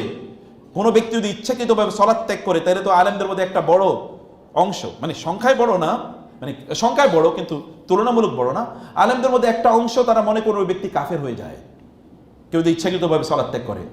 আর অধিকাংশের মত হচ্ছে না, সে কুফরি করলো। কেউ যদি ইচ্ছাকৃতভাবে সালাত ত্যাগ করে তাহলে তার উপায় কি? কেউ যদি এমনভাবে নামাজ আদায় করে যে নামাজটা হলো চোরের নামাজ, সবচেয়ে বড় চোরকে নামাজ চোর, যে ব্যক্তির নামাজটা হলো চোরের নামাজ, এই চোরের নামাজ যে সে আল্লাহর সামনে দাঁড়াবে কিভাবে? তিলকা সলাতুল মুনাফিকের কি নামাজ পড়তো না?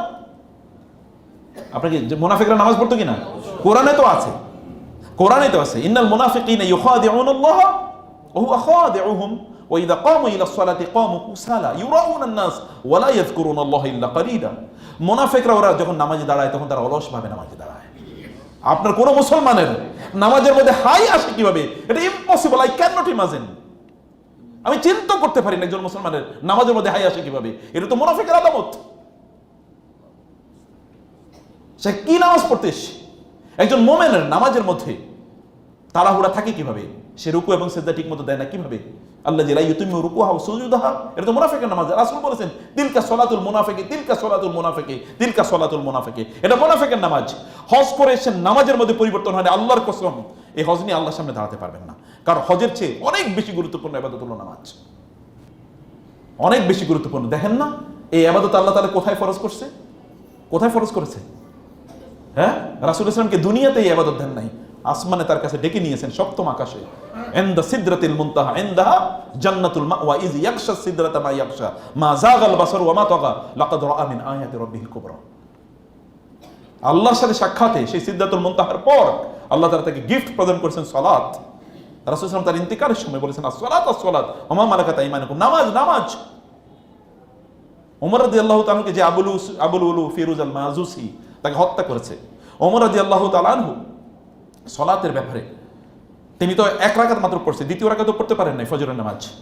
এর মধ্যে তিনি স্ট্যাট এবং আহত, প্রচুর রক্তক্ষরণ হয়েছে, তিনি বেহুশ হয়ে পড়েছেন। তাকে অনেকে ডাকছেন, কারণ আমাদের মতো তো তারা ফজরের নামাজ সূর্য উঠার আগে পড়েন নাই, এই আগে কিছুক্ষণ 1 মিনিট যদি একটু দেরি করে তাহলে সূর্য উঠে যাবে, এরকম একটা ভাব। তারা ফজর নামাজ পড়তে বিগাল আসেন এবং এই কারণে ওনাকে যে হত্যা করার জন্য ও তো ওই যে মেহরাবের মধ্যে লুকিয়েছিল, কেন দেখেন নাই? কারণ অন্ধকারের কারণে। হ্যাঁ, সেখানে লণ্ঠন ছিল না, লাইট ছিল না, সেটাও ঠিক আছে, কিন্তু তারপর অন্ধকারের মধ্যে নামাজ আদায় করতেন, ফজরের নামাজ মানে একটু আগে আদায় করতেন, একটু আগে, এত লম্বা সময় তেলাওয়াত করতেন, চারিদিকে তখন আলো ছড়িয়ে পড়ত, তিনি দেখতে পান নাই। তারপরে কিন্তু এরপরে নামাজের অনেক সময় রয়ে গেছে, তিনি তো এখন 1 রাকাত নামাজ পড়েন নাই। লোকেরা তাকে এসে বলছে ইয়া আমিরুল মুমিনিন, নামাজ, ইয়া আমিরুল মুমিনিন, ইয়া আমিরুল মুমিনিন। অন্যরা বলছে আমিরুল মুমিন, আমিরুল মুমিনিন, একটু ওঠেন, কি হয়েছে একটু বলেন, কিন্তু হুঁশ ফিরে আসে না। এর মধ্যে আব্দুল্লাহ ইবনে আব্বাস আসলেন, এসে বলেন আমিরুল মুমিনের এভাবে হুঁশ ফিরবে না, তোমরা আমিরুল মুমিনকে বলো আমিরুল মুমিনিন সূর্য উঠে যাবে, আপনি কিন্তু নামাজ এখনো শেষ করেননি। এ কথা যখনই বলা হয়েছে সাথে সাথে তিনি বললেন আমি নামাজ শেষ করিনি এখনো, তাড়াতাড়ি ওযুর পানি নিয়ে আসুন। এবং নামাজ আদায় করলেন, তিনি আদায় করে বললেন আমাকে কে মেরেছে, কে আমাকে আহত করলো? বলে আবুল উলু। বলে আলহামদুলিল্লাহ, আল্লাহর প্রশংসা আদায় করছি, যিনি আমার মৃত্যু এমন একজন ব্যক্তির হাতে রাখেন নাই যেই ব্যক্তি আল্লাহর জন্য একটা সিজদাও দিয়েছে জীবনে। কারণ ওয়াল্লাহি লা হাজ্জা ফিল ইসলাম লিমান তারাকা সালাহ, আল্লাহর কসম এই লোকটা যদি নামাজ আদায় করতো তাহলে কিয়ামতের দিন ও আল্লাহর সামনে গিয়ে দাঁড়িয়ে বলতে পারতো আমি তো নামাজ পড়ছি। এটা বলতে পারতো, কিন্তু ও তো একটা সেজদা আল্লাহর জন্য দেয় নাই। অতএব আল্লাহ শুকর আদায় করছি, কোনো নামাজির হাতে আল্লাহ তাআলা আমার মৃত্যু দেন নাই। বলছেন যে নামাজ ত্যাগ করে ওর ইসলামে তার কোনো অংশই নেই। এখন কি নামাজ আদায় করছি আমরা? হয় নামাজ আদায় করছি, এটা একটা হুলস্থুল অবস্থা। একজন বৃদ্ধা নারী, তিনি উজু করছিলেন, এখন আজান দেয় নাই। কেউ বললেন যে কি ব্যাপার, আপনি এখনো তো আজান দেয় নাই? বলে আল্লাহ ডাকলে আমি যাবো, এটা আমার কাছে লজ্জা লাগে। আমি তো তার চাওয়ার আগে তিনি আমাকে দিয়েছেন, তিনি ডাকলে এরপরে আমি যাবো, আমার লজ্জা লাগে, এখন আমি আগেই প্রস্তুতি নিচ্ছি। নামাজকে একটু গুরুত্ব দেন না প্লিজ। নামাজ তো আপনার জন্য অক্সিজেন, নামাজ আপনার জন্য অক্সিজেন। নামাজকে প্রায়োরিটি দিয়ে দেখেন আল্লাহ সুবহানাহু ওয়া তাআলা কোথায় আপনাকে নিয়ে যান।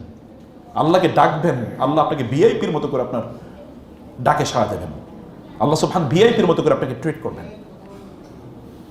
গোটা জীবনটাকে ওইখানে সুন্নাহর মোড়ায়া জীবন চালাইছেন, এখন সুন্নাহর মধ্যে জীবন নাই কেন? এখানে যেমন অনেকেই সেখানে দেখবেন যে একেবারে মাশাআল্লাহ জুব্বা টুব্বা পরে নামাজ পড়ছে, এখন তো সে এমন জামা কাপড় পরে ওইখান দিয়ে ঈমান ঢুকে কিনা এটাই নিয়ে আমার সন্দেহ আছে। যেমন ইয়াংদের মধ্যে অনেকে দেখবেন যখন সেজদা যায় তখন পিছন দিক দিয়ে গিয়ে একটু বের হয়ে থাকে, দেখছেন কিনা? ওই ব্যক্তি কি নামাজ হবে? সতর যদি খোলা হয়ে যায় নামাজ হবে? ও তো নামাজই হয় না। তাহলে এই প্রজেক্টটা আবিষ্কার করলো কারা? ইহুদিরা আবিষ্কার করছে যে প্যান্টগুলো এরকম বানাও, নিচে দিয়ে একটু ইয়েটা একটু হাইটা একটু কম দিবা, তাহলে যেন ওই জায়গাটা বের হয়ে যায়। ওই জায়গা বের হওয়ার সাথে সাথেই তার নামাজ বাদ, কারণ ওর তো ইয়েই শেষ হয়ে গেছে, সতর নষ্ট হয়ে গেছে।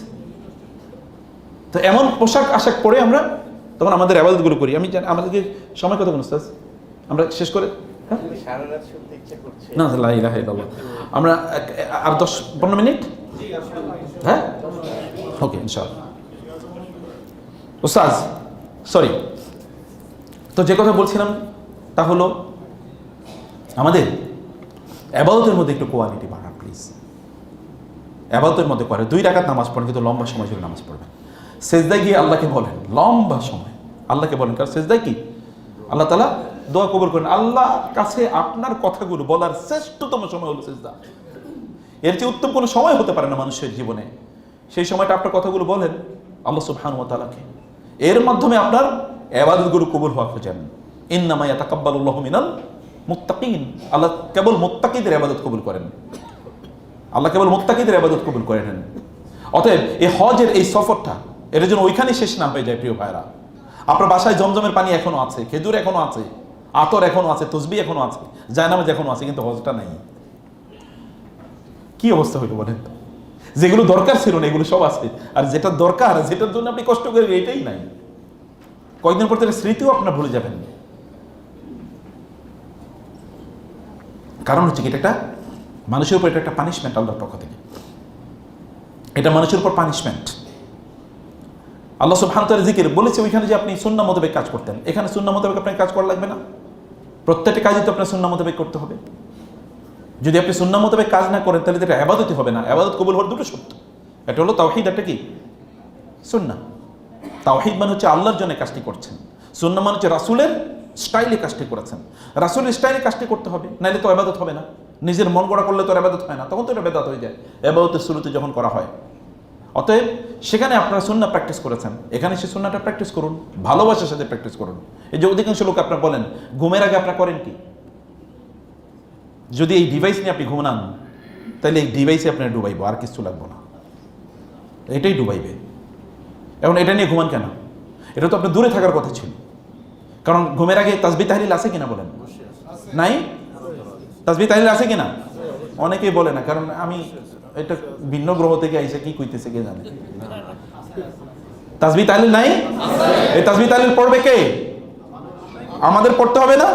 আপনি তাসবিহ তাহলিল পড়বেন না, অথচ আপনি মনে করবেন ফেরেশতারা আপনাকে আইসা রাতে প্রোটেকশন প্রদান করবে। কিভাবে? How come? একজন ব্যক্তি যদি তাসবিহ তাহলিল পড়ে যদি তিনি ঘুমান, তাহলে তো ফেরেশতারা তাকে প্রোটেকশন দেয়। কাফাতাহু, তার জন্য আল্লাহ যথেষ্ট হয়ে যায়। আল্লাহ তাআলা তাকে প্রোটেকশন প্রদান করেন। ঘুম থেকে ওঠার পরে যদি প্রথমে মোবাইলটা ধরেন তাহলে বুঝবেন ইউ আর অলরেডি লস্ট। ঘুম থেকে ওঠার পরে যদি প্রথমে মোবাইলটা ধরেন, আমি ব্যক্তিগত মোবাইলটা দূরে রাখি যেন ধরা না লাগে। শয়তান হাজীদেরকে বেশি ধোঁকা দেয়। শয়তান কাকে বেশি ধোঁকা দেয়? কারণ কি? কারণ হাজীদের কিছু কি আছে? সম্পদ আছে। ইমাম আবু হানিফা রাহিমাহুল্লাহর কাছে এসে এক ইহুদি বলল, আপনারা বলেন যে শয়তান মানুষের ধোঁকা দেয়, আপনাদেরকে ধোঁকা দিতে পারে, আমাদেরকে শয়তান কোনোদিন ধোঁকা দেয় না। তো উনি বলছেন, মিয়া তুমি নিজেই তো শয়তান, তোমার আবার শয়তান কি ধোকা দিব? তুমি তো নিজেই শয়তান, তোমার আবার শয়তান ধোকা দিব কি? এবং হাসান আল বসরির কাছে এক লোক এসে বললো যে শয়তান যে ধোকা দেয় এটা তো ফিল করতে পারতেছি না, শয়তান যে ধোকা দেয় এটা তো ফিল করতে পারছি না। তিনি বললেন যে শয়তান তো একটা চোর। চোর কার বাসায় যায়? যার বাসায় কি আছে? সম্পদ আছে। তোমার বাসায় সম্পদ থাকবে যেন তোমার বাসায় শয়তান যাবে? তোমার বাসায় তো সম্পদই নাই। সবচেয়ে বড় সম্পদ কি? ঈমান এবং আমল। অতএব আপনারা তো এখান থেকে সম্পদ নিয়ে এসেন, শয়তান আপনাকে আক্রমণ করবেই। ও এখন পাগলা ঘোড়ার মতো হয়ে গেছে, ও আক্রমণ করবেই। এবং আক্রমণ কোথায় কোথায় করে জানেন? আপনি হয়তো মনে করবেন যে শয়তান আমারে বুঝি এমনি আবাদত থেকে দূরে রাখবে না, আবাদত করাইবো আপনার দিয়া। 40 বছর আপনার দিয়ে আবাদত করাইবো, 30 বছর 20 বছর আবাদত করাবে। এক লোক তিনি তাকবীরে তাহরিমের সাথে এবং কি একেবারে ইমামের পেছনে নামাজ আদায় করত, এবং প্রতিদিনই তিনি এটা করতেন।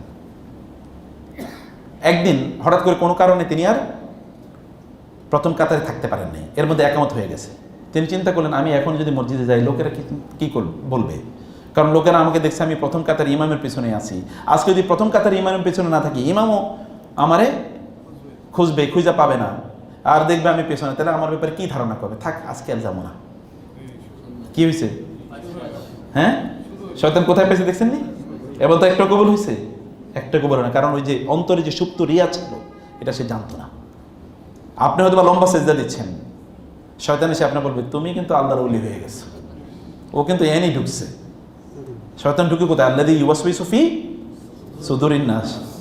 শয়তানকে আপনার এরকম লাঠি নিয়ে দাঁড়িয়ে থাইকা বলবে না তুমি নামাজে যেতে পারবা না।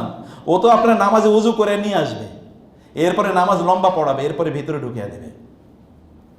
রাসূল সাল্লাল্লাহু আলাইহি ওয়াসাল্লাম বলেছেন, আমি তোমার বড় শিরক করবে এটা আমি ভয় করি না, কিন্তু ভয় করি তোমরা শিরক আসগর করবা। সাহাবায়ে কেরাম বললেন শিরক আসগর কি? তিনি বললেন আর রিয়া।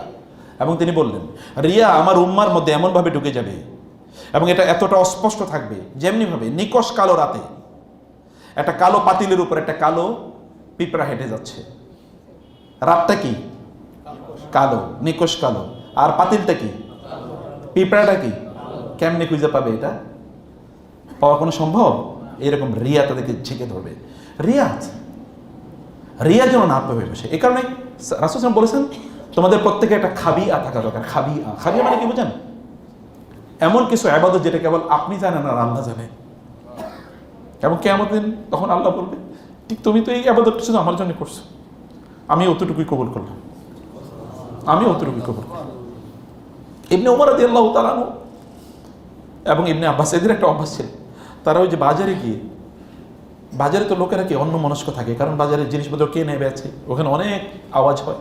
সেখানে গিয়ে তিনি ওইখানে তারা গিয়ে জোরে জোরে তারা বলতেন লা ইলাহা ইল্লাল্লাহ। আপনারা তো জানেন বাজারে কেউ গিয়ে কেউ যদি এই দোয়াটা পড়ে লা ইলাহা ইল্লাল্লাহু ওয়াহদাহু লা শারীকা লাহু লাহুল মুলকু ওয়া লাহুল হামদু ওয়া হুয়া আলা কুল্লি শাইইন কাদির, তাহলে তার জন্য বিশাল সওয়াবের, আমি সেই সওয়াবের এলাকায় যাচ্ছি না আলোচনায়, কিন্তু আপনি যদি দোয়াটা পড়তে পারেন তাহলে আল্লাহ সুবহানাহু ওয়া তাআলা আপনাকে বেস্ট বাজারটা করার সুযোগ করে দেবেন। কিভাবে জানেন? আপনাকে আল্লাহ এমন দোকানে নিয়ে যাবেন যে দোকানদার আপনার সাথে চিটিং করবে না। আদারওয়াইজ ও হয়তো টুপি নিয়ে বসে আছে কিন্তু আপনার 2 নম্বর জিনিস গছায় দেবে, আল্লাহর কসম 1 নম্বর জিনিস কইয়া। এরকম আছে কিনা? আছে। আপনি যদি দোয়াটা পড়তে পারেন, আমি নিজে পরীক্ষা করে বলছি, নিজে পরীক্ষা করেছি এবং দেখেছি আমি যেদিন দোয়া পড়তে ভুলি নাই সেদিন আমি বেস্ট বাজার করেছি, সবচেয়ে সুন্দর দামে, কম দামে, মানে দাম পারফেক্ট দামে, এবং সবচেয়ে ভালো জিনিস নিয়ে এসেছি। আমার স্ত্রী খুবই খুশি, এমনি তিনি আমার বাজারে খুবই খুশি বাজার করলে। তারপরে ওই দিন সবচেয়ে ভালো, আল্লাহর কসম সবচেয়ে ভালো বাজার হয় ওই দোয়া। এই দোয়াটাও যদি আপনি পড়তে পারেন, রাসূল সাল্লাল্লাহু আলাইহি ওয়াসাল্লাম কি কথা বলেন না, কেউ যদি ঘর থেকে বের হয় বিসমিল্লাহি তাওয়াক্কালতু আলাল্লাহি ওয়ালা হাওলা ওয়ালা কুওয়াতা ইল্লা বিল্লাহ, তখন শয়তান কি বলে? কুফিতা ওয়া উকিতা, তুমি তো এবার আল্লাহর কাছে প্রার্থনা চাইছো, আল্লাহ তোমার জন্য যথেষ্ট হয়ে গেছে, এবং যেহেতু তুমি আল্লাহর কাছে নিজকে সুপর্দ করেছো, এবার আল্লাহ তোমাকে প্রোটেকশন প্রদান করবে, আমার আর কিচ্ছু করার নাই, আমি আর কিচ্ছু করতে পারবো না। এই দোয়াটা আপনি না পড়িয়া এরপরে বের হয়ে যদি আপনি অ্যাক্সিডেন্ট করেন তাহলে দোষ কার? আউযু বিকালিমাতিল্লাহি তাম্মাতি মিন শাররি মা খালাক, এই দোয়া কেউ পড়ার পর রাসূল সাল্লাল্লাহু আলাইহি ওয়াসাল্লাম বলেছেন কেউ যদি এই দোয়া পড়ে তাইলে ওই দিন তার কোনো বিপদ হবে না। যিনি এই হাদিস বর্ণনা করেছেন তার পা ছিল ভাঙ্গা, তো ভাঙ্গা পা নিয়ে এই হাদিস বলতেছে, তো আরেকজন তাকে একটু দুষ্ট কিছু লোক তো আছে, বলে আপনি কি এই দোয়া পড়েন না, আপনার পা ভাঙলো কেন? বলে ভাই ঘটনা তো ওই দিনই ঘটছে, যেই দিন আমি দোয়া পড়ি না ওই দিনই পাটা গর্তের মধ্যে পড়ছিল। পড়েই দেখেন না, এটা আল্লাহ রাসূলের কথা, তার চেয়ে চরম সত্যবাদী কে আছে? ওয়া মা ইয়ানতিকু আনিল হাওয়া ইন হুয়া ইল্লা ওয়াহয়ুন ইউহা, তিনি তো ওহী ছাড়া কোনো কথা বলেন না। অতএব রাসূলুল্লাহ সাল্লাল্লাহু আলাইহি ওয়াসাল্লাম তিনি বলেছেন না, আপনাদের এই সুন্নাহ ভিত্তিক জীবনটা তৈরি করেন, সুন্নাহ ভিত্তিক জীবনটা আপনারা তৈরি করেন প্রত্যেকটা কাজ। ওইখানে তাওহীদের কথা বলেছেন। বলেন তো হজে তাওহীদ ছাড়া কি আছে বলেন তো? লব্বাইক আল্লাহুম্মা লব্বাইক, লা ইলাহা ইল্লাল্লাহ, আল্লাহু আকবার, লা ইলাহা ইল্লাল্লাহ, আল্লাহু আকবার কাবীরা ওয়া আলহামদুলিল্লাহি কাসীরা। তাওহীদ ছাড়া কিছু আছে? পুরো সফরটা তাওহীদের সফর, পুরো সফরটা আত্মসমর্পণের সফর। এখানে ইব্রাহিম আলাইহিস সালামের স্মৃতি, তার পরিবারের স্মৃতি আছে। ইব্রাহিম আলাইহিস সালাতুকে আল্লাহ তাআলা বলেছেন ক্বালা লাহু রাব্বুহু আসলিম, ক্বালা আসলামতু লিরাব্বিল আলামিন। আল্লাহ বললেন তুমি আত্মসমর্পণ করো, তিনি বলেন আমি জগৎ সমূহের স্রষ্টার কাছে আত্মসমর্পণ করলাম। তিনি ইমিডিয়েটলি আত্মসমর্পণ করলেন। আত্মসমর্পণ, কমপ্লিট সাবমিশন। এরকম না যে এতটুকু শয়তানের এতটুকু আল্লাহর, ফুল সাবমিশন। তিনি এটা করেছেন এবং দেখেন না কি বানাইছে আল্লাহ তাআলা তাকে। মুহাম্মদ রাসূলুল্লাহ সাল্লাল্লাহু আলাইহি ওয়াসাল্লাম তার বংশের সন্তান না? শুধু কি তাই, ইব্রাহিম আলাইহিস সালামের পর যত নবী এসেছে সকল নবী কার সন্তান? ইব্রাহিম আলাইহিস সালাম। তাকে এই কারণে বলে আবুল আম্বিয়া, নবীদের বাবা। সব নবী এসেছে তার বংশে। আপনার সন্তানটা দিনদার আল্লাহওয়ালা, এটা হওয়ার জন্য আপনাকে আগে আল্লাহওয়ালা হওয়া লাগবে। বুঝেন না এই কথা? সূরা কাহাফে তিনটি ঘটনা আছে না? ওই যে মুসা আলাইহিস সালামের সাথে খিজিরের সাথে তিনটা ঘটনা, এমনি তো চারটা গল্প আছে, কিন্তু তিনটা ঘটনার মধ্যে দুটো ঘটনা আছে কি বাবা মা ভালো ছিল, এই কারণে আল্লাহ তাআলা সন্তানদেরকে রক্ষা করেছেন। ওই যে মুসা আলাইহিস সালাম মানে খিজির আলাইহিস সালাম একজন খুব ফুটফুটে একটা শিশুকে হত্যা করে ফেললো এবং মুসা আলাইহিস সালাম বললেন লাকাদ জি'তা শাইআন নুকরা, খুব খারাপ কাজ করছেন আপনি। তখন খিজির আলাইহিস সালাম পরে ব্যাখ্যা করেছেন ওয়া আম্মাল গুলামু ফাকানা আবওয়াহু মুমিনাইনি, এই যে ছেলেটাকে যে আমি হত্যা করেছি তার বাবা ছিল মুমিনাইন, খুব ভালো মানুষ। ফাখাশিনা আইয়ুরহিকাহুমা তুগয়ানা ওয়া কুফরা, আমি ভয় পেয়েছি যে ছেলেটা বড় হয়ে তারপর তার বাবা মার অবাধ্য হবে এবং এর কারণে বাবা মাও জাহান্নামী হবে। ফাআরাদনা আইয়ুবদিলাহুমা রাব্বুহুমা খায়রাম মিনহু যাকাতান ওয়া আকরাবা রাহমা, আমি আল্লাহকে বলছি আল্লাহ আমি এই ছেলেটাকে রাখতে চাই না এবং বিনিময়ে আমি তোমার কাছে প্রার্থনা করি তুমি এই বাবা মাকে এমন একটা সন্তান দিও যে সন্তানটা পিতামাতার প্রতি খুবই অনুগত থাকবে এবং তোমার প্রতি অনেক বেশি শ্রদ্ধাশীল থাকবে। এবং আপনারা জানেন এই ছেলের পরিবর্তে আল্লাহ তাআলা এই বংশে এই পিতামাতাকে এমন একটা সন্তান দিলেন যে সন্তানের পরবর্তী প্রজন্ম নবী হয়েছে। পরবর্তী প্রজন্ম তাদেরই ওনাদেরই নাতি পরবর্তীতে নবী হয়েছে, এটা আল্লাহ সুবহানাহু করেছেন। আর ওই জিদার, ওই যে পাহাড় মানে দেয়াল তৈরি করে দিয়েছেন, সে দেয়ালে কে ছিল? ওই দেয়ালের কথাও ওয়া আম্মাল জিদারু ফাকানা লিগুলামাইনি ইয়াতীমাইনি ফিল মাদিনাতি ওয়া কানা আবুহুমা সালিহা, বাবা ছিল ভালো মানুষ। এবং এই কারণে আল্লাহ তাআলা নবী, ওই যুগের শ্রেষ্ঠতম নবী এবং ওই যুগের শ্রেষ্ঠতম আল্লাহর আবেদ দুইজনকে পাঠিয়ে দিয়েছে, যাও ওদের ঘর বানিয়ে দিয়ে আসো। কারণ কি ছিল? বাবা মা আল্লাহওয়ালা ছিল। আপনাদেরকে আল্লাহওয়ালা না হলে সন্তানরা আল্লাহওয়ালা। আপনার সবচেয়ে বড় রিজিক কি? এর চেয়ে উত্তম সন্তান। আপনি রাতের বেলা যখন ঘুম থেকে জেগে উঠলেন দেখলেন আপনার সন্তান সেজদায় লুটিয়ে পড়ে বলছে আল্লাহ আমার দাদা দাদিকে ক্ষমা করে দাও, আমার বাবাকে ক্ষমা করে দাও, আমার মাকে ক্ষমা করে দাও। এইরকম একটা সন্তানের বাবা বা মা হতে পারার মধ্যে কি মর্যাদা আছে বলেন তো? এরকম একটা সন্তানের বাবা মা হওয়ার চেয়ে সফলতা আর কি হতে পারে? এটা কখন হয়? যখন আপনি ওইরকম হবেন, যখন আপনি ওরকম হবেন। এ কারণে দোয়া, এই গোটা সফরে আপনারা তাওহীদ করেছেন, আল্লাহর কথা বলেছেন, গোটা সফরে ব্যাপক পরিমাণ দোয়া করেছেন। আপনারা আরাফাতের ময়দানে এত দোয়া করলেন, কাঁদলেন, এটা কি আরাফাত পর্যন্ত সীমাবদ্ধ? আরাফাতের ময়দানের পরে চোখের পানি পড়বে না? আরাফাতে তো আপনি ইন্ট্রোডিউস করলেন, আপনি নিজকে অভ্যস্ত করলেন, ট্রেনিং নিলেন, এরপরে ট্রেনিং এর পরবর্তী অবস্থা কি? যখন আপনি মুজদালিফা এই নিচে নুড়ি পাথরের উপরে আপনি শুয়ে থাকলেন, এখন এসে আপনার অন্তরে অহংকার ঢুকে কিভাবে? আল্লাহর বিরুদ্ধে সর্বপ্রথম যে অপরাধ ছিল সে অপরাধটা কি? অহংকার। একটা অহংকার করছে শয়তানের, আল্লাহ তাআলা বলছেন যাও ফাখরুজ মিনহা ফাইন্নাকা রাজিম, বের হও তুমি অভিশপ্ত। তাহলে আমরা প্রত্যেকটা মুহূর্তে অহংকার করি, অমুকের চেয়ে আমার টাকা বেশি, অমুকের চেয়ে আমার ঘর বেশি, বাড়ি বেশি, দেখতে আমি শক্তিশালী। আমি আগে বলছি আপনার কন্ট্রাডিকশন দেবেন আমার কথা, আমি বলছি দুনিয়ার মালিক হওয়া লাগবে আপনাদের, কিন্তু দুনিয়া যেন কোথায় না ঢুকে? হাটে যেন না ঢুকে, এটা হাতে থাকুক। দুনিয়ার মালিক হওয়া লাগবে। দুনিয়ার মালিক হবেন না, ফকিরের মতো জীবনযাপন করবেন, এটা আল্লাহ পছন্দ করেন না। ভিক্ষাকে আল্লাহ তাআলা হারাম করেছেন না? ইল্লা লিসালাসাতিন, 3 ব্যক্তি ছাড়া, আর বাকি জন্য ভিক্ষা করাই নিষিদ্ধ। ভিক্ষা যে করে কিয়ামতের দিন রাসূল সাল্লাল্লাহু আলাইহি ওয়াসাল্লাম বলেছেন ওর মুখে কি থাকবে না? মাংস থাকবে না। চেহারা দেখে বুঝবে ওর মুখে মাংস নাই কেন, কেবল স্কেলিটন দেখা যাচ্ছে, বলে ও ভিক্ষুক ছিল দুনিয়াতে। আপনাকে আল্লাহ তাআলা ধনী বানাইছেন, আপনার ভিক্ষা করতে লজ্জা লাগে না? হাত কেন মানুষের সামনে পাইতে দেন? এই হাত দিয়ে কাজ করেন, দুনিয়া নিয়ন্ত্রণ করেন, কিন্তু আবার রাতের বেলা দাঁড়িয়ে যান ওমরের মতো। ওইখানে যেমন আপনারা মুজদালিফায় ধনী নির্ধন সবাই যেমন ওইখানে এই উন্মুক্ত ছিলেন, এটা এখনও রাখেন না। আল্লাহর কাছে বিনয়ী হন, সৃষ্টিকর্তার সামনে বিনয়ী না হলে কার সামনে বিনয়ী হবেন? আল্লাহ দেখুক আপনার অন্তরটা, যে আপনার অন্তরটা আল্লাহর জন্য বিনয়ী। এটা আল্লাহ সুবহানাহু দেখুক। যখন শয়তানের পাথর মারলেন জামারাতে, পাথরে মারলেন শয়তানের জামারাতে, এখন শয়তানের পকেটে নিয়ে নিয়ে ঘুরতেছেন, নেই নাকি? সম্ভব নাকি? হচ্ছে না এরকম? তাইলে ওইখানে পাথর শয়তানের মাইরা কোনো লাভ হবে না যদি এখন শয়তান পকেটের মধ্যে থাকে। ওরে এখান থেকে দূর করেন। ওইখানে শয়তান থাকে না, শয়তান আছে এখানে। ওইখানে কি শয়তান ছিল? শয়তান ওখানে ছিল।